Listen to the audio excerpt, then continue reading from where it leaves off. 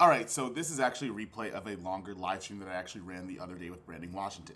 However, while we were recording it, the audio and the visuals didn't look the way that we wanted it to. So I decided to re-upload it for your viewing and also audio experience, so it obviously didn't suck. So in today's video, we are going to have a live stream with Brandon Washington talking about balancing your freelance life and YouTube at the same time. This video is going to be sponsored by Riverside, and we'll talk about that a little bit later, but we're going to get right into the video. Brandon, what up? How are you? You've made a couple upgrades. You've made a couple moves. You have a course coming out.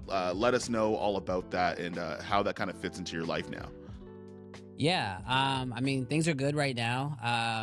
From a video production standpoint, production company's been doing well. We're still doing, commercial projects here and there. But thankfully, because of the blessing that is YouTube and social media, I can be a little bit more selective about the clients that we choose to take on. And the biggest thing for me right now is it's really allowed me to focus on our new training course platform called the Creative Fam Academy. We've actually had it for a while, but I've been consistently trying to make it better and better. And the big update is that we rolled it into a membership program now. So, we are trying to make the education of filmmaking as accessible to as many people as possible. And so if you go to creativefamacademy.com, you can absolutely check it out. We tried to price it where it's extremely affordable for people, because realistically, it's all content that I wish I could post on YouTube. But as we both know, when it comes to YouTube, long form content, educational, super in-depth, nitty-gritty, that kind of stuff doesn't always perform as well. So I wanted to build a secondary platform that was just 100% dedicated to that. And, so far we've had a lot of people sign up and test it out. We've gotten some pretty good feedback, and we also know what we want to do going forward. So really excited about that and everything else that's going on with YouTube and getting a chance to hang out with cool people like yourself. Now it's time to pay some bills, and we are going to talk about Riverside FM, which actually saved this entire live replay from being a complete mess. Now, not only can you save all of your recordings through Riverside FM, including your live streams in up to 4K, but you also have a new feature that's going to be called Magic Clips. Now, some of you guys might not follow me on Instagram, but if you want to see short clips or some reels based on the live podcast, if you don't want to watch the whole thing, Magic Clips actually uses AI to take the most interesting parts of your recording, and you can actually export them in 16:9, 9:16, and you can make other content that you can post on other platforms to actually promote the live stream for the next time that you do one. Now, this is the third live stream that I've run on my channel, and after every single episode, I go into my computer and I start making vertical content to promote the live streams for the next episode. And in the touch of a button in only 90 minutes, I'm able to make more than 30 reels to promote the live stream and to share the individual nuggets that you can get from each live if you don't want to watch the whole hour episode. Now, if you do want to find out more about Riverside FM and you want to save a little bit of money, I'm going to leave my code on the screen here. I'm also going to put it in the description down below, and you can actually start using this today for either your podcast, live recordings, client calls, or anything under that nature. Thanks again for Riverside FM for actually sponsoring this video, but let's get back into the live stream because we have a lot more to share. The way that I structured kind of the content that I want to make is I kind of want to earn trust by talking about gear from an experiential standpoint. Instead of me being like, this is pliers, right? And I'm going to sit at my desk and tell you about these pliers, but I'm not going to use the pliers. I'm just going to sit at my desk and tell you. But I kind of go the other direction where I'll be like, hey, I had to gimbal up on a red Raptor all weekend, and I'm going to tell you about all the things that went right and went wrong. Like me wearing the female version of the Easy Rig Vario 5, which looked hilarious. And shooting on it all day and talking about those things. But kind of going from that aspect to going into teaching. Now, for you making a course and transitioning to obviously make a course so you could supplement sort of the lifestyle and be able to have a little bit and buy your time back. How is that process from doing the traditional YouTube thing? You're reviewing stuff, you're doing gear reviews, you're doing tutorials, to now saying, I'm going to go full education and I'm going to make this product for other people. I mean, for me, YouTube has always been a place for me to help educate. I'm not formally trained in filmmaking. I didn't go to film school because I didn't want to go into a crazy amount of debt, to pursue this goal. And I learned a lot of stuff the hard way. And so whether it was YouTube or now my training course platform, the whole purpose has always been to just help the next generation that's on the come up much easier than it was for me to be able to access it. And so as far as I'm concerned, the Creative Film Academy is just an extension of what I'm already doing on my YouTube channel. It just allows me to go a little bit more in depth It allows me to, structure the content where I don't have to think about, hooks and asking for subscribers or bringing in sponsorships. I can just get directly to the information that people are looking for, and I feel like that will work really well on this platform.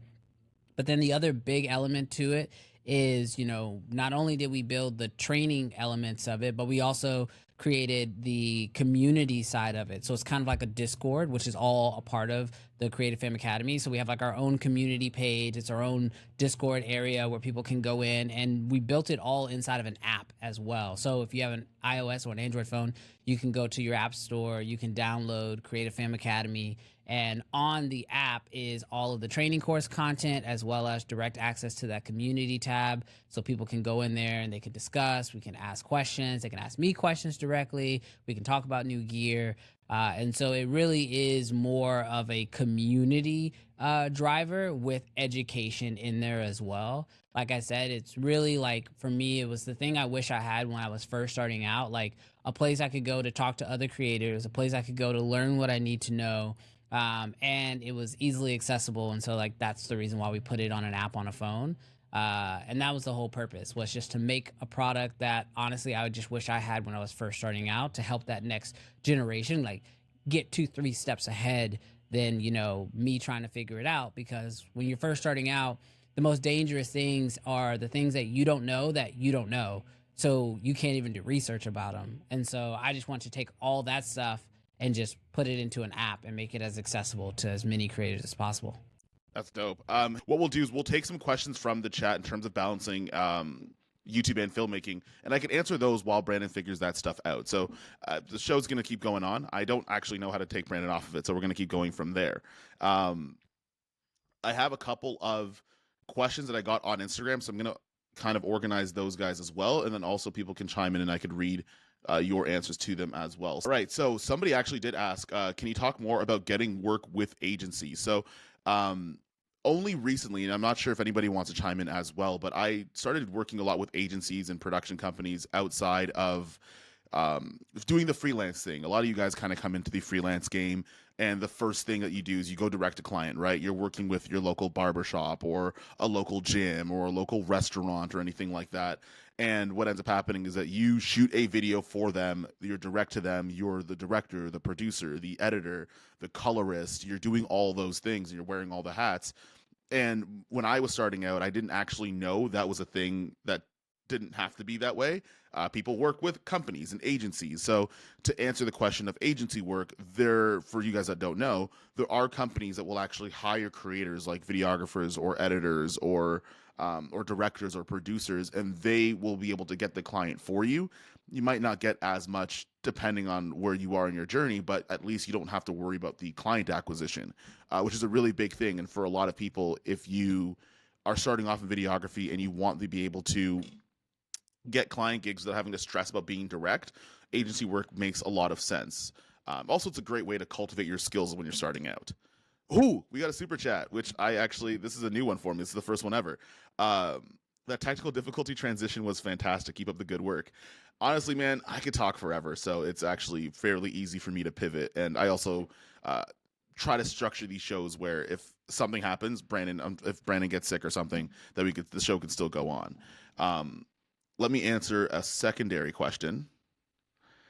There's another one. I got to open up this Instagram to be able to get it. What got you two into filmmaking and video creation? Now, Brandon's still setting up his audio. The chat, if you guys want to leave, and it doesn't have to be a super chat, obviously, but if you want to leave what got you guys started into video production, leave that down below and I could read those out and we kind of have a chat about that. But what got me started was when I graduated from school, I was broke as hell like everybody else that graduates from university. So what ends up happening is that you try to find a way to earn money some way. And I got a camera as a grad gift, and my rationale was I'm already broke and I can't get worse. So I just decided that I was going to use my grad gift camera and start making those little videos, working direct with client and stuff. And I think I was like $150. And when you're 150 bucks, you're obviously not making that much money, but it was also 2018, so it was okay. And you start to basically use it as a paid co-op because I know I wasn't good. So I was like, you know what? I'm not that great, but if I can make like $150, $200 per video, I could scale myself up as I get better. And that eventually turned into to something else. We got Free Thinker Studio that says, for me, it was starting in weddings and networking with vendors that led to me working with more businesses and now working with health and wellness clients today. Honestly, man, weddings, I wish I gave weddings a little bit more respect because I feel like when you're starting, like you have a higher bar of how much money you can make in the beginning because it's accepted that weddings cost a little bit. Like you're not fighting with a local restaurant for $200-$300 to actually get things to work. With a wedding, it's commonplace that the price point is a little bit higher. So that's super smart to actually start there and branch yourself out. What kind of camera? Hang on one second. There's a little thing in the way of this group chat, of the chat. What kind of camera was it that I started on? A6000 that Brandon's using. I'm not sure. But yeah, the also from like a gear acquisition syndrome thing, what I tried to do was like almost like flipping houses. And I don't know if anybody's just starting out, but like buy the camera you can afford and then try to find out like how many jobs you need to work to buy the next camera and then just flip them. Like I went from an A6000 in 2018, 19 right into like an FX6 in a couple of years because what I would do was like I'd buy one camera and I would say like how many jobs do I need to get another camera or like the A7 III. So I would divide up that difference by how many jobs I needed and like that's how much I worked and then I would upgrade up and then go from there. Brandon, how are we doing? Okay, so I went into the Rodecaster and I was able to turn on that mix minus thing. So Yeah. hopefully that helps with the Rodecaster and the audio. So fingers crossed, that should help. But we'll have to let the chat let us know. Yeah. I'll do my best to try to keep it going. No problem. You guys let us know how the audio is going, and then we can kind of get into the next question. So where we were is we were talking about a Creative Fam 2.0 that Brandon just released, but I want to kind of get into how you use courses to actually balance your lifestyle. But you were mentioning before when you have to take your kids to practice and you have to have family time, and you do that by making some of these digital products. But how is the audio now on Brandon's end? Yeah, so I'll talk a little bit so that way they can kind of have some audio to hear on. I'm hoping that it sounds better, but I know there's going to be a slight delay between. Tell us about the KX. Yeah, talk about let's okay, people are saying sounds good, sounds great. Okay, cool. Okay, perfect. Yeah, talk Komodo X. What happened? You went from a Canon boy to just all the way red. No, I mean, actually, it's actually the opposite of that. I've always aspired to shoot on red, and for me, the OG Komodo was like kind of like a really great entrance point.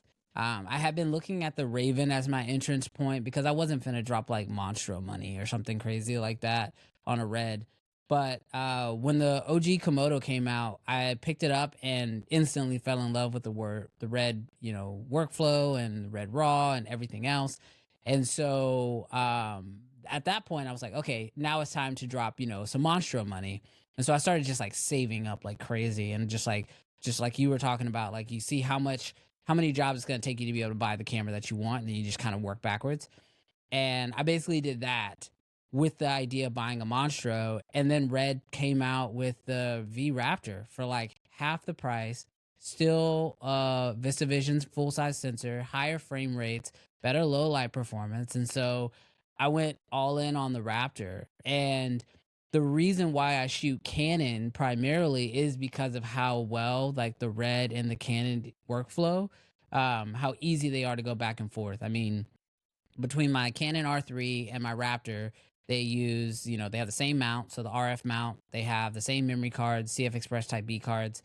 And then I find that the colors match pretty easily. Although if you know what you're doing with the red, you can kind of make the red match really anything. And so for me, I'm more of a Canon shooter because I shoot red, not the other way around. Gotcha. That makes a ton of sense. Oh, sorry, I almost coughed. Here's a big question. So obviously a lot of people have kind of moved from the system they currently were into the red system. Obviously you're using the Raptor, you've used the Komodo, you've used pretty much everything under that boat. The big question that I keep getting asked is, do you think, and I'll answer it after, do you think that having the red system gets you more work? And if yes, what kinds? And if no, why not? And why get it anyways, if Uh, that's the case? I don't think anybody should buy a red with the idea of if I buy this camera, I'm gonna get more work. I don't think that that's a wise like purchasing decision. I think if you are already working in an industry where you're being requested to have a red for certain shoots and you've been like renting it consistently to like appease those clients, then it might be worth it for you to purchase a red with that, decision in mind. But I don't think if you're not currently getting red demands, by owning it means you're going to get a whole lot of extra red demands, because it really does come down to like Mm. what type of projects you're shooting. Now that said, I will say that like I have had certain people, because they know I have a red, reach out and say like, "Oh, you own the red. Like, would it be possible for us to book you or rent your camera or whatever?" And that can happen. So I'm not going to completely dismiss that as an option, but Mm. I don't think that's a reason to purchase the camera, because you have this hope or this dream of actually being able to say, "Oh, I'm a red user. Someone hired me to be a red user." Because the truth is Yeah. honestly, I think depending on the city you're in, obviously depending on the city, you could rent a red like all day long, especially because of the price point Mm. of the Komodo and the Raptor. Renting a camera for a day is like super. I don't think it's now like back in the day, like when Raptors, or not when Raptors, but when Reds were like, $60,000, $40,000 cameras. Um, Renting one costs thousands of dollars a day. But today, because the price point has come down so much, you can easily rent a Red and be able to take care of those customer demands and not have to go into a whole lot of like, especially if you don't have the money up front to go into debt to be able to pick up a camera. Because that way, you own the camera never owns you. So I always tell people, like, if you're gonna buy a red only because you think you're gonna get more jobs, maybe just start promoting that you can shoot projects on red and rent it until you have like a proof of concept that you actually have the client base for that. Yeah. No, that's interesting, because like I like, it's weird. And I might chalk it up to coincidence, but like the second I moved into the KX system, I was immediately getting calls for things that didn't make sense because they're from producers I already knew. Like I had a production call just before this, where a client was like, "Hey, long time no see." Like, that thing where like in high school you might have been like, you might have been the Steve Urkel, then you come out looking like Denzel, and then you get the whole like, "Hey, big head" message on your Yeah. phone. That kind of Yeah. felt like me going from the FX6 to the Komodo, because essentially as soon as I got it, um, I've had, and I've only got it 3 weeks ago. I've had like 8 or 9 calls of like either renting the camera. I was just an operator on a 2-day music video yesterday. Um, I just got a call from another company that wants like a 3 or 4 day shoot for things. Might be chalked up to coincidence, but what I did was, and what I think happened is, if you have a certain skill set going in to a red system, then it only makes that much better. But if you haven't necessarily built the foundation beforehand, having a red camera is not going to fix that. Well, I think for you, you also have a very unique position in the fact that, like, when you get a new camera, or especially with something as big as like a KX, like, you post about it a lot and you share your Yeah. excitement to be shooting with this camera a lot. And so when people see that, that excitement becomes contagious. And that's what I tell a lot Yeah. of people who are shooting video. Like, sometimes you just need to be posting that you're doing stuff, whether it's like stuff for yourself or you are on set, because that, and when people see that you're busy and that you're working, they want to work with you. There is that excitement Yeah. level there too. And so I think, like, you've been posting about the KX since the day you got it. So of course everyone who knows you are Technically. like, "Oh, I want to go shoot with this guy. Like, he just got his brand new camera and I know he's going to be like excited to use this. Let's call him up and let's get him out here." I don't think it would have Yeah. mattered if you had the KX, the Raptor. I mean, it could have really Yeah. been anything. Plus, your work speaks for itself. So, Yeah. but no, I think anybody, like, no matter what camera you currently have, if you're posting that you're excited about it and that you want to be working with it, I think you'll be surprised how many more people you actually get reaching out to you. Yeah. No, and that was weird. It was a weird thing that happened right away, because like I actually tried to hold like, and we get into this every time we talk about like camera switching or whatever, but I actually held back for a while. So like I sold my FX6 stuff, and I just didn't say anything about the Komodo X for like a week or so when I had it. Mm-hmm.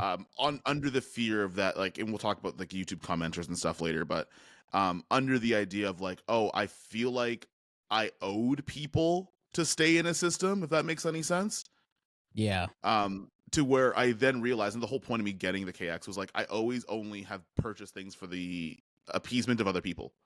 I've never bought any. I never buy any camera equipment for myself just because I like it. So in anything I use, I have to almost like justify it for people, and I'm like, that's not realistic.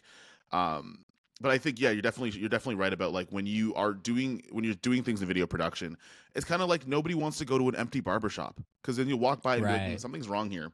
You got 6 Mm-hmm. barbers and nobody's in the chair, and I don't understand why. So you won't go yourself, even if you desperately need a haircut, right? You Yep. might go to somebody that's less skilled, that's busy, than somebody who's more skilled but that's empty, because then there's like a weird sense of like, well, what's wrong with this person? You know Oh, what I of mean? course, dude. I do that with restaurants what all the happened? time. If I show up to Yeah, a place you don't at need it. lunchtime and there's nobody there, I'm pulling out of the parking lot. Like, I'm going somewhere else. I'm Gotta not trying go. to find. I'm not trying to be on a TikTok.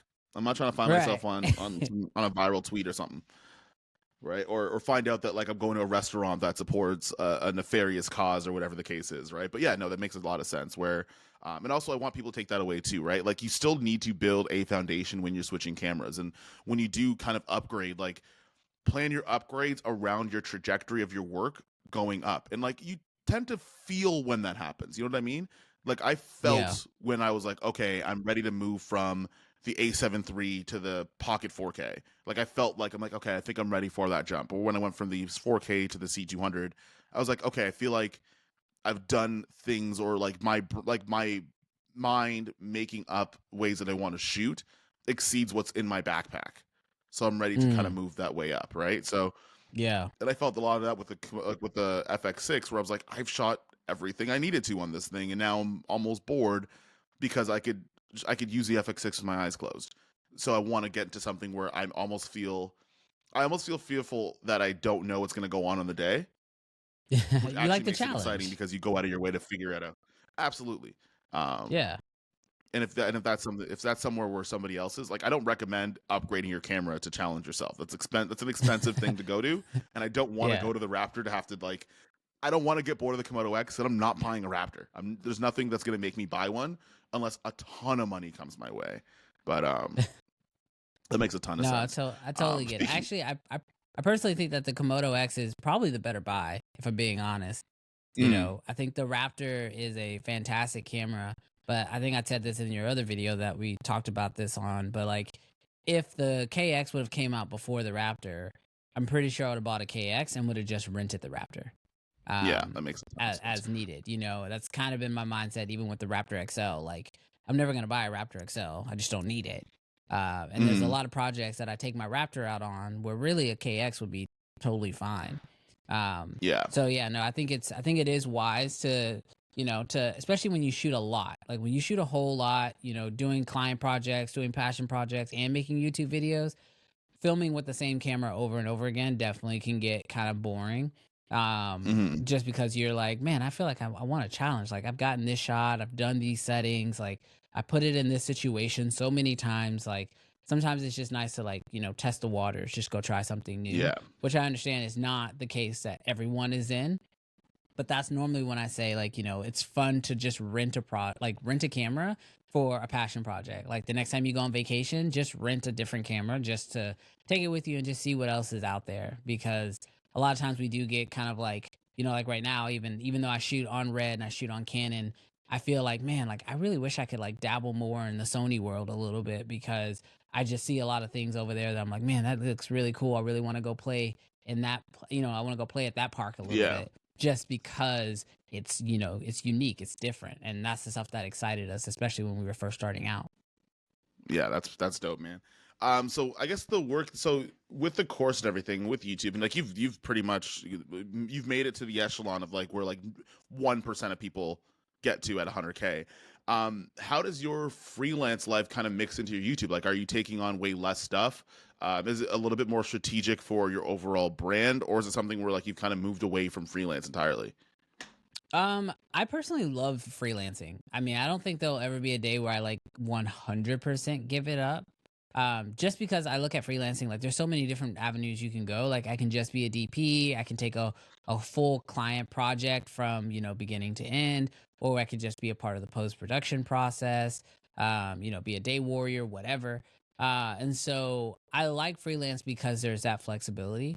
But the thing I really love the most about freelance is like the challenge, like every project that I go into, the client has an expectation, they have a need, there's a project that they have this visual idea of, and it's like, hey, Brandon, can you execute this thing?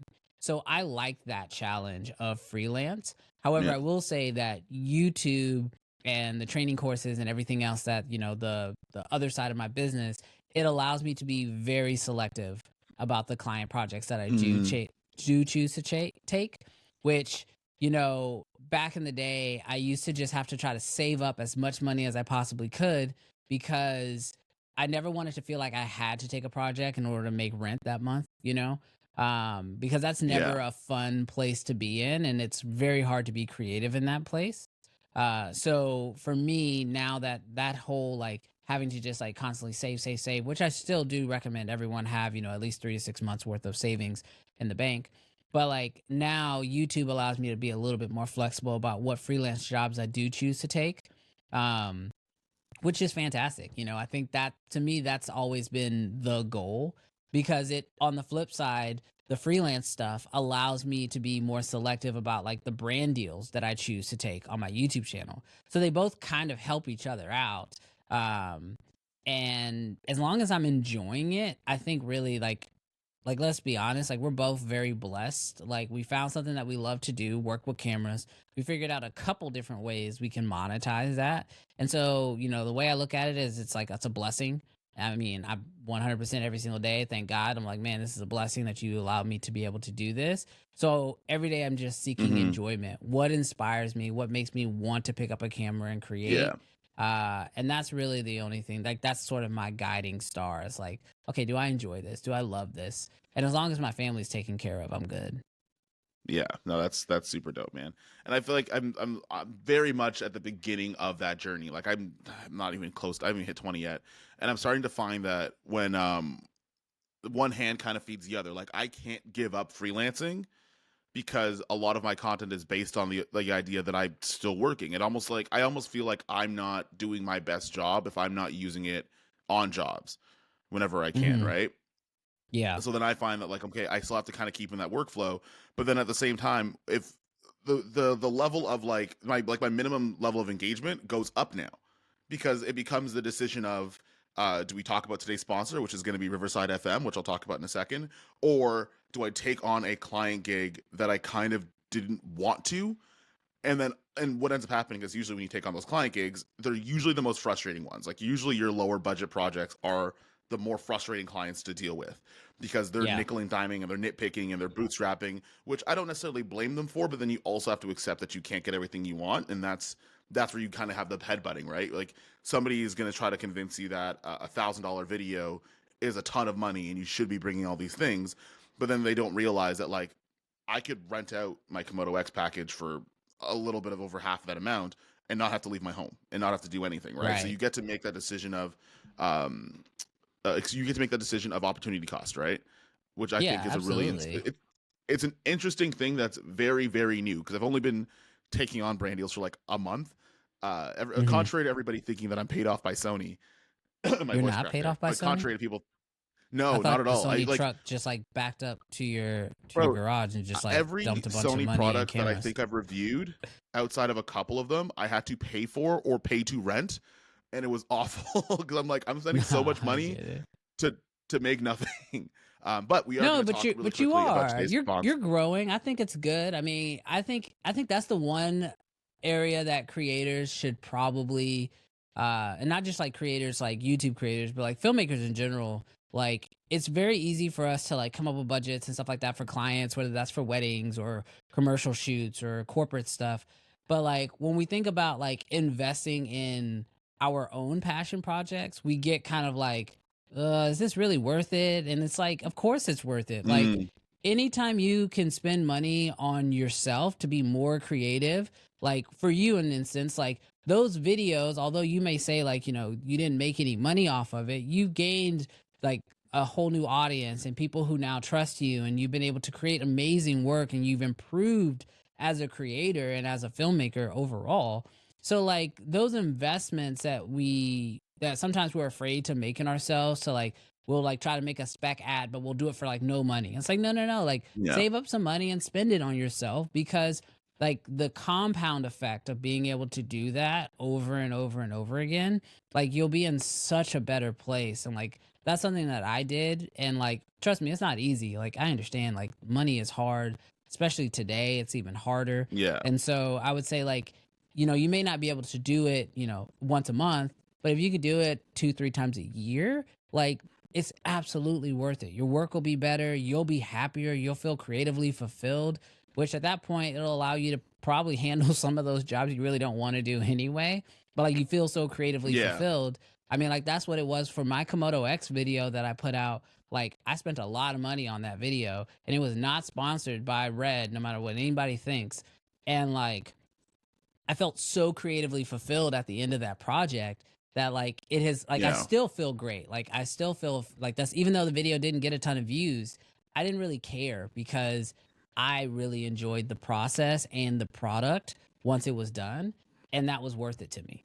So don't ever feel bad about spending money on your own content. Like even if you don't have the subscribers or you don't have a sponsor, like you're probably gonna feel a whole lot better by the end of that product anyway, or that project. That makes a ton of sense. Speaking of sponsors, I should probably mention this. So we are this live stream is actually sponsored by Riverside FM. Now, Riverside, for me personally, we're actually using it right now. It is my favorite communication platform. Like I like it a little bit better than some of the other things that are offered for a couple of like two really big reasons. One, you could store things on the cloud up to 4K. So if you guys are someone who's like a podcast creator, or you do things where it's live just like this, you can save that entire recording in up to 4K, and you can actually play those back. And also they've added an AI text editor and something called Magic Clips, which is a new actual feature that's on there. Now, with Magic Clips, what you're able to do is that AI actually picks out the most interesting parts of your live stream or your podcast, and then it'll give it titles and it'll section it off into vertical content for you. So if you're somebody that either does this with client work where you're hosting live shows or podcasts, all the reels that you might see on my Instagram are all AI generated. They picked it out for me. I exported it, put it into DaVinci Resolve, added titles to it, just because I wanted a little bit of my customization, and then just posted them as reels, so I can get 30 of them done in like 90 minutes. So it is a really good platform. It's awesome if you want to do live stream, podcast, or anything else, or if you want to batch content and edit it remotely, you can use a text editor to do that. Now I am going to leave a link in the description after this live stream on the replay, and you could actually save some money, and you can actually start using Riverside today. So special shout out to Riverside for actually being able to give us the opportunity to take time and do this. And we're going to get back to the show now that I'm done talking. Dude, can Now, you do mine? Can you do talking my about ad reads? Because you absolutely crushed it. You did it in one take. That only that's takes not me like scripted. 5 or 6 times.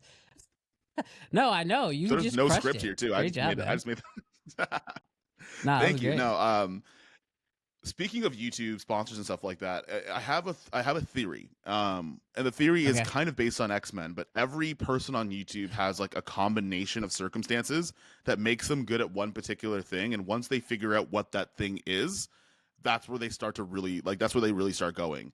I think mine is one, I could one take things fairly easily, Hmm. so which means I can make a lot of content at once. And then two is that I still freelance, so I can leverage that into my content.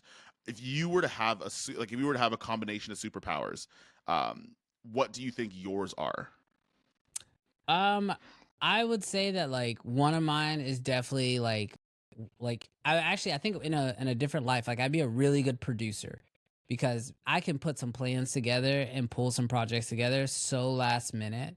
Like that Komodo X video, like I mean, that entire project, which was like 5 days of shooting with a robot and a drone, and shooting with dancers and getting cars, like we got a Lamborghini and a car mount and all that stuff. That entire project came together in like 2 days. Just making phone Oh calls wow. after phone calls and calling and getting permits and not getting permits and like just like being able to pull that project off, like Like the fact that I could do it in like 2 or 3 days was, pretty insane. But I would say that that's like definitely one of my superpowers is like the ability to just like make things happen. Like as soon as I mentally say like, okay, this is what I want, I'm willing to like pick up the phone 150 times, 200 times until I'm able to actually be able to pull it off. So I would definitely say that's one of them. The other one I would say is just the ability to work like in a team. So like even when my channel was, I would say maybe around 20,000 subs, somewhere in there. I brought in like editors. Like I started looking for editors early with my channel. And then I've worked with editors and Let me make a note of shooters. that real quick. Let me just make a Yeah, note real no, quick. dude, like I will tell Bring you, on editors. I think that is like the thing that like for me, I've never felt like, I needed to hold my creativity like in really close. Like I love collaborating. And so like I am never afraid to bring in new people, collaborate with people, give away an edit. Like if somebody's better at something than I am, I will hand it over.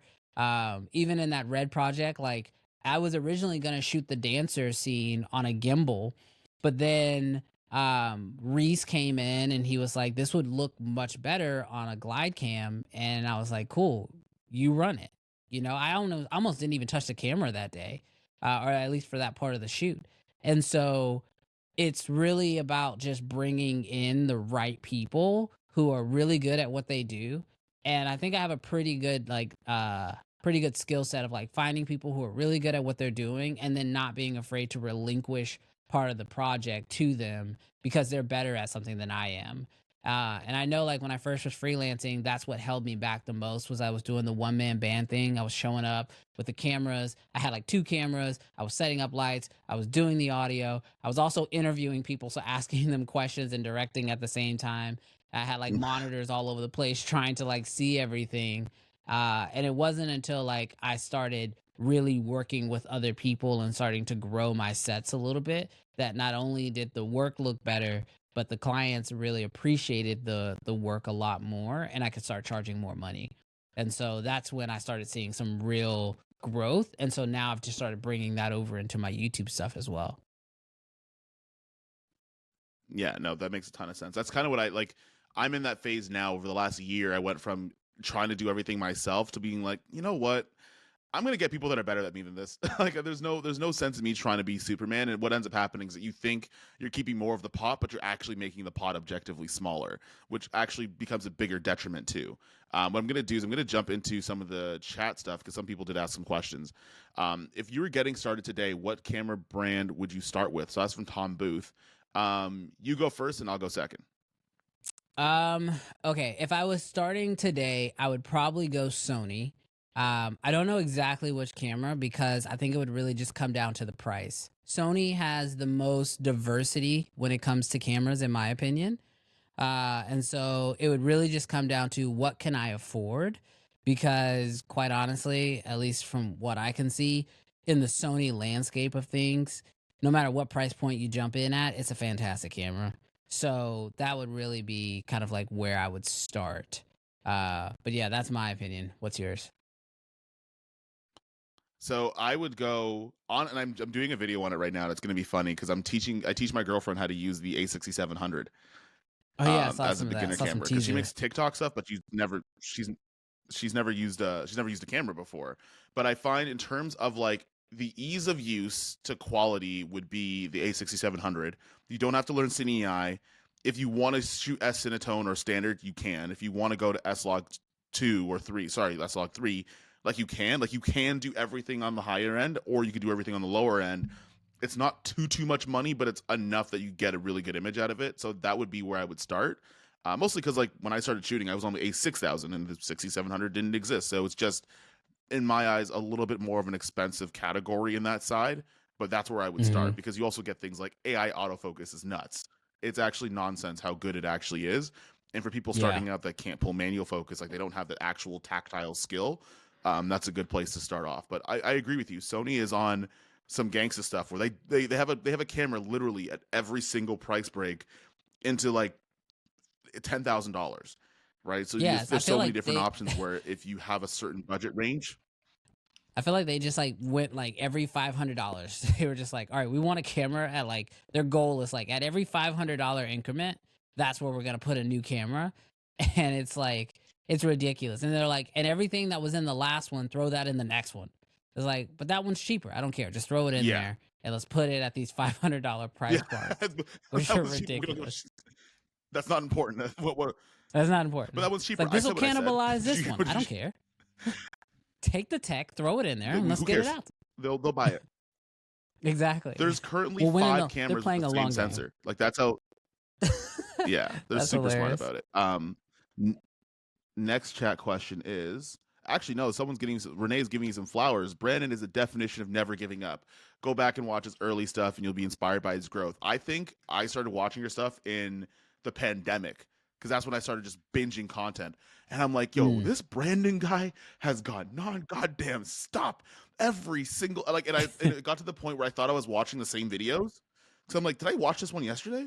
No, this one has a slightly different thumbnail. Like I didn't see this one yesterday. All right, let me line it up. Let me do it again. And then I was like when you went daily, I was like, what? This guy's on one. I got a question about that. Yeah. When you were going daily from like 24K to like, because I remember seeing you at 24 at once and then 88. How fast was that? And what was happening in between those 2 times? Oh, that took a while, honestly. It probably felt daily, just because of the way that the content was dropping and maybe the way the algorithm was showing it to you. But like, I've never really been able to go daily, because we take a little bit of time with our edits. Now we are actually in the process of like trying to figure out how to crank out content. We say we want to go at coffee speed. So we want to like catch up to what you're doing right now, bro. We want to get like, 5, 6, 7 videos out in a week or whatever. But no, on the honesty trip, like right now, I will say that like our content has always been about just like value. Like, so we give people what they need and then we give people what they want, right? And so what we've been playing around with is like we'll do the camera reviews, we'll do the gear reviews, we'll talk about the gimbals, the stuff that people want to consume. But then we also try to like sprinkle in some of the stuff that we feel like people really need, which is like talking about the business side, talking about how to make money, how to find clients. And I just try to speak from my own experience, and that's all I can do. Like I started out shooting real estate videos for years, and then I realized that like there's like times of the year where real estate slows down. So I was like, let's get into some commercial corporate stuff because the money never slows down there. And like once I figure out a way to make money and I know that it works, then I try to share it. Like during COVID and all that, I was teaching live streaming. Like I remember I went down, like there was like a couple videos I did that were like how to live stream. And that's because when no one could really get close to one another and you couldn't be in the same room as the person you were trying to film with, like what service can you offer? Because we can't just sit around and not make any money. So I was like, oh, we can make some money live streaming, because that's what I did. I just started reaching out to everyone who I used to do videos for, and I was like, have you thought about doing a live stream? It'll allow you to connect with your people and blah blah blah. And so we just started offering live streaming, and as soon as I figure it out, then I just try to teach it as quickly as I possibly can, because that's, I mean, like I said, like there's so much money around here for videographers and content creators, whether you want to shoot for other people or you want to shoot for yourself on YouTube. And I just want to help people do what I'm doing, because I feel, like I said, I feel blessed to be able to do what I do. So like, let me try to get other people to that same spot.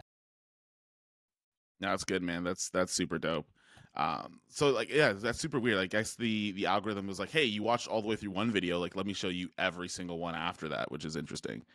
Yeah, I think hang on that's one how second. I'm just waiting for you. how it works. Go ahead. Oh no, I was gonna say your feed cut out for a second while you were talking, but I was gonna let you keep going for a bit, but it's not on the live. Yeah, I think that's kind of how I'm starting to find the algorithm working, because I find that people are commenting on videos that I made like last year, and like, yeah, we'll talk about the comment section because it's sometimes a cesspool, but I'll get like underhanded like comments from, I guess, like people that that need to somehow take me down a peg, which is super interesting. This is a weird experience, but from videos from like a year and a half ago, and I'm like, I made that video like 18 months ago. It like, of course I'm not right. I've never gone into the YouTube with the mindset of like I'm coming in as an expert, because I understand, I'm like, one, I don't know everything. One, in the grand scheme of things, I'm not that much better than most other people, but I could offer you experience, and I'm confident when I say the things that I do know about, and I just shut up about the things I don't. But I find that like now the way that the algorithm works is that like if somebody likes like 2 or 3 of your videos, they get everything. But then Yeah. there's no, like, sometimes people don't understand that, like, hey, that video's from 2 years ago, and there's new information since then. So when they comment, they're like, oh, well, like, I don't like the way you did that color space transform. I'm like, yeah, I'm not a colorist. And I said that from the get-go, or whatever the case is, right? So it is interesting to see Yeah. how that works. There's Yeah, it's another live stream here. what's up? There's Sorry, there's another live another stream. comment here. I'm trying to get through the chat. Oh Either yeah, you're go for it. talking into an AI or T-Pain lost some weight. Keep up the good work. Won't lie, I'm gonna miss the FX6 content. I think that was more for me, Nate. I'm actually far bigger than T-Pain. Like, I don't know about that. Maybe like, yeah, no, I think I outweigh T-Pain at least like 50 pounds, to be honest with you. Like once I'm sitting down, so I might look like I'm like 5'9" and like maybe a $190. I'm like 6'1" and almost 300 pounds. So I don't know if T-Pain is actually a bigger person than I am. Any thoughts on getting a red Epic Dragon X 6K package from 2018 versus a red Komodo X? Brandon, this is your wheelhouse. I've only bought my first red, so that's up to you, man. Yeah, no. So B&H had a crazy sale on the Weapon X or the 6K Dragon. And if I remember right, it was like right around 20,000, but they dropped it to like 15. I think B&H had it on sale for. I'd have to like go on their website to just confirm that so I can get you the right numbers. The only thing I would say is that like the Komodo X's sensor is ridiculous when it comes to low light. And maybe I'm biased, but like the global shutter, that crazy low light sensor, and then just like the overall like build of the Komodo X, I still think it's a better buy. Um, However, I do know some people who bought the Dragon X, and like don't get me wrong, like the Dragon X is a fantastic camera. Like there's a reason why it's as good as it is. I would say only if you're able to get it on a really good sale would it be worth to invest in. But the KX having all the IO ports has an easier memory card, so you're not working with the old school red mini mags. You're working with the CF Express Type B card slots. That RF mount with the ability to easily throw on like a PL adapter or an EF adapter. I just think there's a lot of pros with the KX when you're talking like 5 years into the future. I think the KX is going to be a better camera that'll last you that long. However, if you're just someone who's looking for a red to like go right now for like, a quick project, then if you can get a good deal on the Dragon, then it might be worth the buy. But I would probably still go KX all day. Yeah, like I know we were talking about this before in an earlier video where like there's things about the Komodo X that like I didn't actually think I'd care about until I started using them, like global shutter. I did not care. I like when someone was like, "Oh, it has a global shutter and you shoot fitness stuff, like it'll be great." In my mind, I'm like, "Okay, I genuinely don't care." Until I started using it, and I've used it a couple shoots now. The music video we shot was on the Raptor, but all the fitness stuff I've shot like recently have been on the KX, and I'm like, "Oh, why does this look so good?" And I'm realizing that it is things like the global shutter, and like even things when people are talking about like Super 35 isn't going to be good in low light, like Super 35 is dead. I think there's a giant misconception that like a bad full frame sensor is worse than a really good Super 35 sensor. Like just the size of a sensor isn't necessarily the only thing that's indicative of an image performance. Where like I'm hopefully I could share stuff from that film soon. But I did a doc shoot last week, and it was in like a dark as hell boxing gym. And when I'm editing this footage down, maybe like 10% noise reduction, like not even. Everything was unreasonably clean. Yeah. And this is from somebody that can use 12,800 ISO and use that on the Sony system. The low light performance is great, and that was not boosted. I didn't use a speed booster, just shot Tokina Vista Prime's f2 and still got a really good image out of it, right? So there's a lot of misconception around whether or not full frame is the end all be all necessarily, right? Like everyone makes that full frame equivalent like it's like it's a currency standard, right? They almost see full frame as like it's the US dollar, where everything's compared to full frame over and over and over again. But from what I understand, from what I'm watching, there are more advancements out of the Super 35 sensors I'm starting to see in cameras for a lot of consumers than there are full frame stuff outside of like um the the Sony A7R5 with the AI chip or whatever.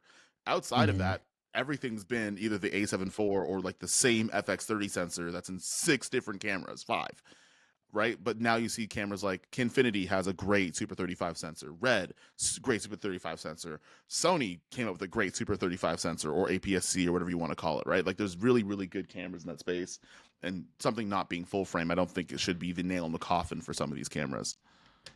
I think that's actually another reason why I like doing like freelance work, is like to the point I'm about to make, is that like a lot of times when you create content about filmmaking for filmmakers, you get caught up into these like discussions like full frame versus Super 35. But the truth is like 99% of the planet doesn't know the difference and honestly doesn't care. Like they just want to see a good looking shot, and you can absolutely get a good looking shot with a Super 35 sensor. Because like if you're like worried about low light, well, light your scene. Or if you're worried about like background blur or something like that, like pick a different lens, get some better compression. Like there's all these different tools at our use case that we could utilize in order to make sure that we're getting a really good image. But at the end of the day, if you're telling a fantastic story or you're delivering really great content, people are really not going to care. So I Yeah. think, if you have a camera that you enjoy, the specs of, and it allows you to tell the stories that you want to tell or capture the images you want to capture, I think you'll really be fine with a Super 35 sensor or an APS-C size sensor. Yeah, you might have to choose wider lenses if you need a wider shot, but like, those lenses exist, and you can even get lenses that are pretty wide that have very little to no distortion, especially if you can frame your shot properly. And they're cheaper. And they're Oh yeah. cheaper, they're more accessible. I'd make an argument that I feel like most people in the filmmaking space, if you showed them a Super 35 and a full frame shot, if they're not side by side, you wouldn't know. Nah, I Like mean, there's things where I'm yeah. like, I'm not gonna look. There's things where like if I saw it in a vacuum, if you just showed me a really good looking film, and I said that looked awesome, I wouldn't be like, that looks like Super 35. I'd just be like, that looks good. And unless you have something to compare it to, oftentimes we don't. Like if you're watching a documentary, you're not making that comparison in your head between what thing is a Super 35 sensor and what thing's a full frame. You're just Right. looking at it for what it is, right? And I find if it's something where I have to make side by sides to tell you the difference, then it's not that big of a deal. Absolutely. No, 100%. All right, I gotta bring up one in the chat that I saw. So Nate was saying that he was directing the T-Pain reference towards me, and then he said that if they gave us fusion earrings, we'd be like, you guys might look like T-Pain. But like I just want to know, like I just want him to reference, because I love that he put the DBZ reference for the Yep. earrings. Bro, I'm repping hard at all times. Like I love DBZ. That is my childhood, bro. So I appreciate you letting me know that that was a DBZ reference.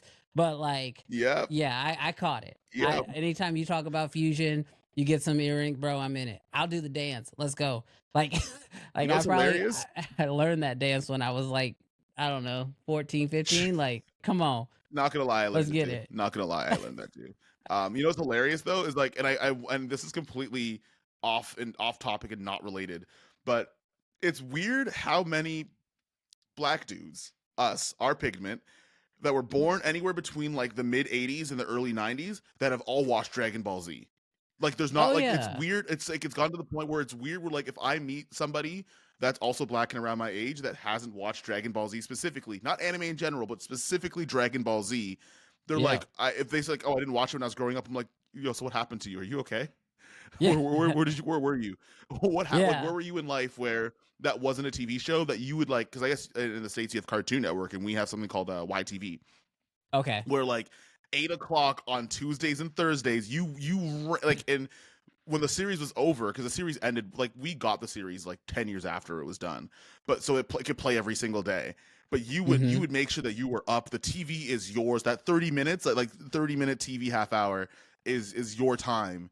Of I course. struggle whenever I meet somebody that never had that experience, and it always like throws me off. I'm like, wait, you didn't watch Dragon Ball Z, so like, What where did did you you do? center your self esteem around? Like, how did you develop self esteem? Because I was just on Goku shit, just being like, yo, you might beat me up today, but I'm gonna get stronger, and I'm gonna still get beat up tomorrow, but I'm gonna get stronger. You're right. You're like, give me some sensu beans. Let's Yo, go. Like, just give me some trust sensu me, beans and we'll go again. I used to get my ass whooped in elementary school. Like, and and my whole thing was like, but like knowing that like, yo, I could go home, I could do a couple push-ups, a couple sit-ups, I'm gonna get stronger. And then like by 5th grade, I was like 5'9" and like a $160. So like that was There you go. there definitely is some credence to there. But yeah, that's just a funny aside, man. Like if you guys don't watch anime, go start watching it now. You might get that inner child back in you. Yeah. Are you still No, for watching sure. anime now? Actually, let me ask that. If you're still watching anime now, and if so, what? So I haven't been able to watch nearly as much, but I started watching based off a reference or a referral for somebody at my gym. I think it's called Baku or something like that. It's on Netflix. Baki the Grappler. Baku, yes. But so I got really confused because there's like two versions of it on Netflix, and they're like different Yes. stories. And so I watched like 4 episodes of Yeah. one, clicked in, started watching like 2 episodes of the other one, and didn't realize there were two different stories. And I was like, what happened? Nothing Yeah. got connected. So I've been going through and I've been watching a little bit of that. I'm surprised by how many people who've never like didn't watch One Piece and stuff. But yeah, I've been finding a lot of people have been like really interested in like One Piece and stuff. So I've been thinking about going back and rewatching that because apparently there's like a faster way to It got watch it good. now. Yeah, apparently it's gotten Yeah. really good and there's like a faster way to get through it. So I want to go back through and watch that. I just full transparency, I don't have a whole lot of time to watch television as much Yeah. as I would like. Because as we mentioned before, you know, between freelancing and YouTube, training courses, and then I'm married, I A got whole two family. A whole ass kids. family. Like To it say. Brandon's free time is very, very limited. Yeah. You know which one you could get on too, and like you could watch it like once in a while, but it's pretty good every single time you watch it. Demon Slayer. Okay, Demon Slayer is fire. I've heard about Demon Slayer because I was okay. So Demon Slayer has, I believe, tell me if I'm wrong here. I could be totally wrong, and I'm sorry if I'm butchering anybody's favorite show. But Demon Slayer has the character that has like there's like a mask or whatever. It's like a gray animal with like I don't know what it is. It's like Yep. I don't know what the Yeah. character is, but they're shirtless and then they have on these pants. I was at Alpha Land and somebody was working out in that full outfit, and they were like making content while they were working out in that mask, the whole nine. They were dressed like full cosplay doing a workout, and I was just like, "What is that?" And somebody was like, "That's Demon Slayer. It's a really dope show. You should watch it." And I was like, Yeah. "Well, if it made So this he's not person the dress main up and come character, to but the like, gym," I was like, "I'm in it. yeah. I'm in for it." So what I love about that, and it's actually a more storytelling thing, is that like a lot of anime superhero movies, like it's always the hero save the day and they come out unscathed. Like and it's a rare occasion where anybody gets hurt and there's any permanent consequences to what they do. What I love about Demon Slayer from a storytelling perspective is that like every time there's a fight, people leave with like pieces of themselves on the way out. Right, like you get someone who like loses an arm or loses an eye or like their leg gets chopped off, and like that's and that's not even a thing where like it's written out of the story. It's like that's a permanent thing they have to deal with. So every time you watch it, there's stakes because you're like, I Yeah, don't know if the characters that I fall in love with, and it's not even like they're alive or they're dead. It's like no, this person might be handicapped indefinitely, right? Or and now sometimes they that's do like die, something which they is have like to deal with.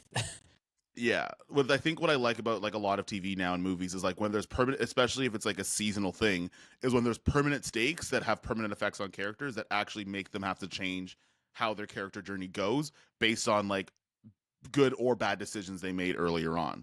Hang on one Mm. second. Someone got a another question. Tom Booth, 6700 MC11 adapter to the Sigma 18 to 35 f1.8, a golden combo for now.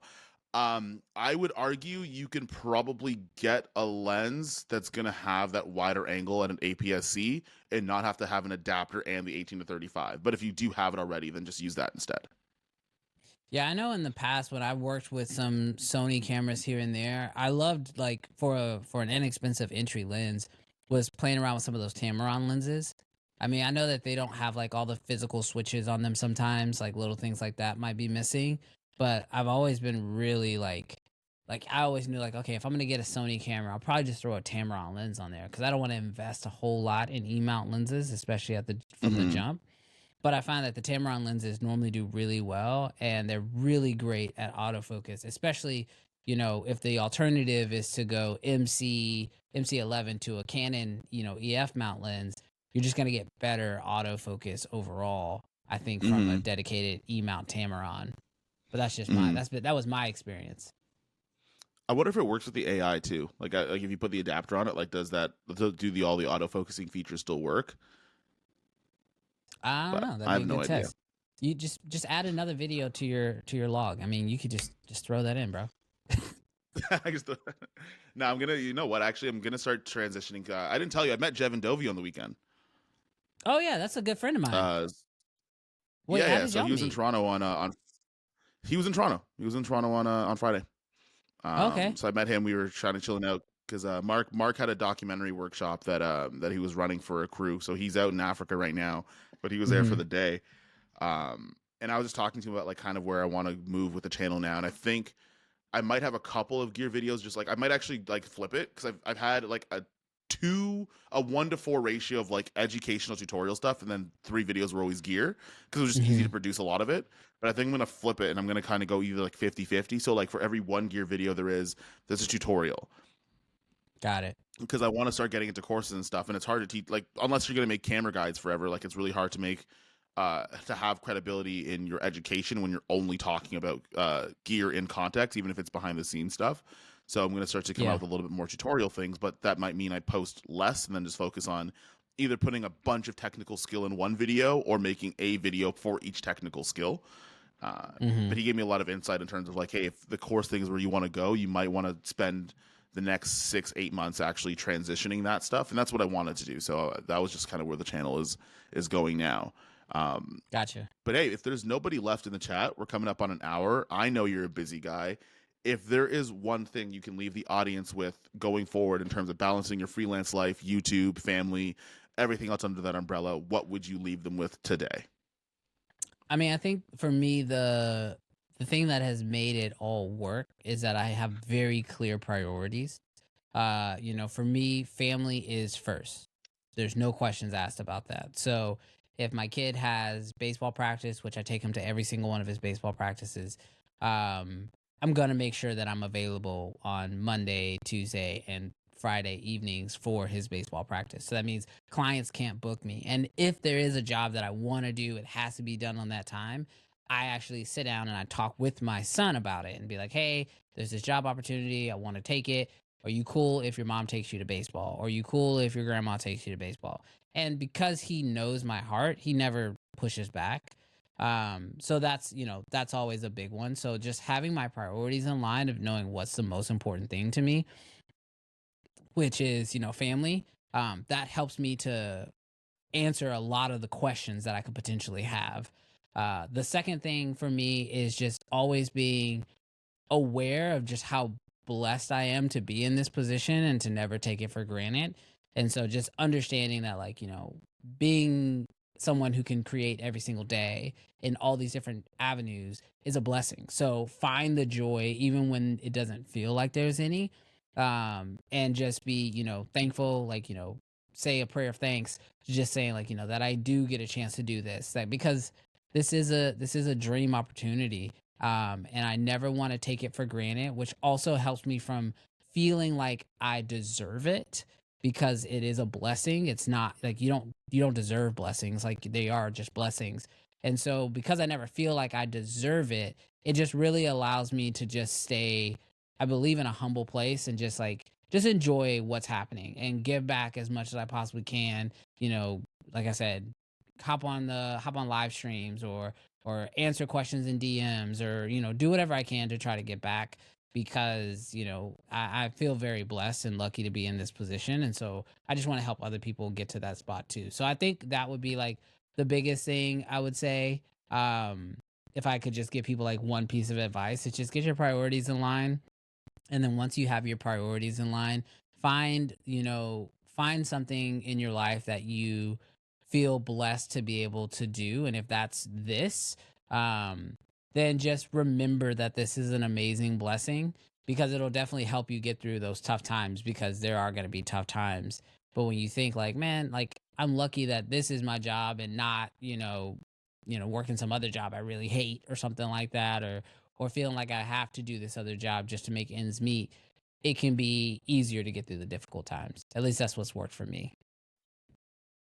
No, that's perfect, man. I think that makes a lot of sense, especially coming from you have so many things that you have on your table, right? Like you have to manage so much stuff, and all of this is going to be to provide for your family, right? So making sure that you don't lose sight of in the attempt to provide for that family, not to forget that that family also needs you in ways other than just getting things to make sure that they have what they need, which is really good. I think if I was to leave anybody with anything, um, into the confines of understanding what your priorities are, but also understanding the season of push and the season of pull. So there are going to be times where you're going to have to push, and you might have to be a little bit uncomfortable in order for you to earn the right to be comfortable and chill out later on, right? It's the same thing where like taking a vacation time, but that time before vacation, it's really stressful and it's a really high tension. You have to do that push, and yes, maybe you have to be a little bit uncomfortable to make sure that you're maintaining things in order for, say you want to go on vacation now. There's a sense of everything's taken care of. I could take my kid on vacation after his baseball season, right? Hmm. And if you're someone that doesn't have necessarily, if you don't have like a family you have to take care of, understanding that your pushes and pulls, like when you pull back, like that's a time for you to kind of recalibrate, because just like anything else, like your brain is a muscle and it grows and it adapts during rest.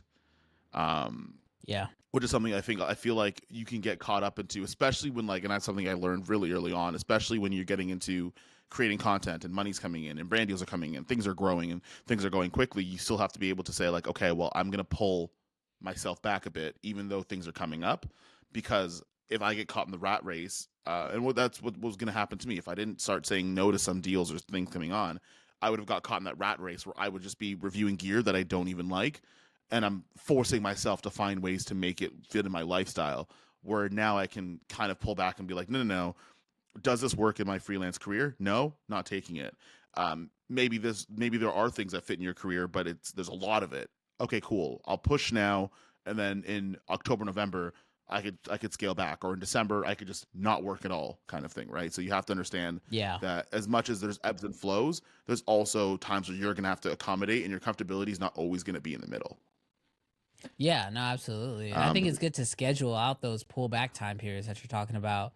Like schedule them out ahead of time and put them on your calendar. So that way, like when things are getting tough, like you're at least looking forward to those moments where you're gonna have time to pull back. And then once you get to mhm. those seasons, like mentally allow yourself to actually pull back. Yeah, that's perfect, man. All right, well, I'm gonna let you get back to it. We had a couple hiccups with the audio and video, but we good to go. We keep the show running.